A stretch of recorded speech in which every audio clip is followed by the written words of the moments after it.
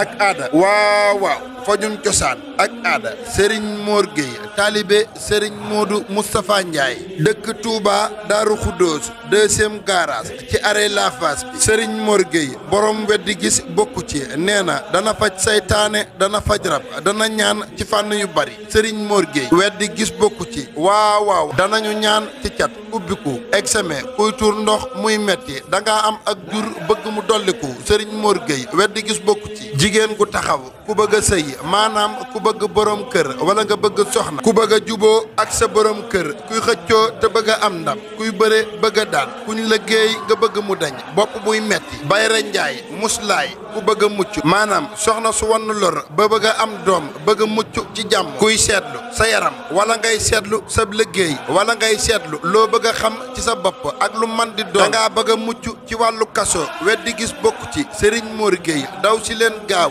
fii rekk la ci Touba Daaru Khoudoos ñoo ngi ci deuxième garage ci arrêt La Fass foo mën a nekk ci biir réew mi wala bitim réew jokkal ak ñun ci numéro téléphone bi 77 731 79 22. Serigne Mor Gueye borom weddi gis bokku ci mooy ñaanal Serigne Moustapha Ndiaye mu yàgg fi lool te ànd ak wér. bu leen fàtte ni numéro bi am na WhatsApp.